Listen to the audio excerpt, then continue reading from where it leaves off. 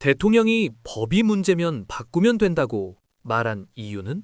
그다음 다른 국무위원들 각 부처청에서 이 위기 대응 관련된 일을 하시다 보면 이렇게 저렇게 좀 걸리는 게 있을 겁니다. 예를 들면 제도나 법령이나 뭐 관행이나 이런 게 좀 걸리는 게 있을 텐데 이럴 때는 사실은 통상적 대응으로는 좀 부족하거든요. 그러니까 우리 마인드에서 그걸 좀 지워야 돼요. 특히 그러니까 뭐 직업 공무원들이야 그럴 수 있는데 이게 지금 선출직이나 아니면 정무직 공무원을 두는 이유는 그런데 좀 벗어나라고 있는 제도거든요. 그래서 필요하면 아까도 말씀드렸지만 무슨 법 제도에 문제가 있다 그러면 바꿔야죠.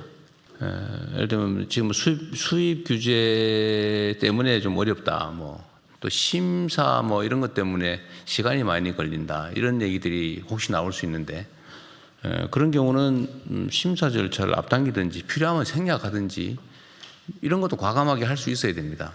근데 이게 대체적으로 보면 나중에 혹시 문제되지 않을까 싶어서 안 해버리거든요. 일선 공무원들은 그럴 수 있죠. 근데 그거를 우리 공무위원들께서 그걸 풀어줘야 돼요. 적극적으로 그걸 찾아내라. 내가 책임져 주겠다. 이렇게 해서 좀 장애물을 좀 제거해 줄 필요가 있고요. 그다음에 법과 제도라고 하는 거는 필요하면 바꾸면 되거든요. 그것도 만약에 시간이 너무 많이 걸린다.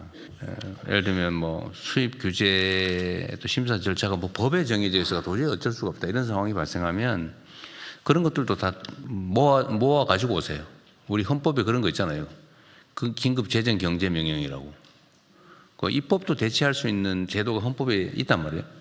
그러니까 법이 이래 되는데 어떡하냐 이러지 말고 하여튼 현장의 필요를 다 최대한 수집한 다음에 합당한데 현재의 제도나 법령에 제한이 있으면 그걸 극복할 방안도 연구를 해야 된다는 겁니다. 그러니까 이 사고가 거의 묶이면 안 된다는 거죠.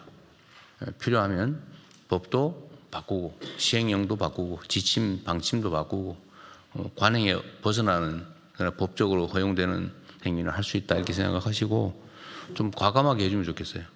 끌어안고 고민하지 마시고요. 국무회의로 가져오시고 대통령실로 가져오면 제도를 바꿔서라도 또 비상입법을 해서라도 해결할 테니까 좀 각별히 유념해 주시기 바랍니다.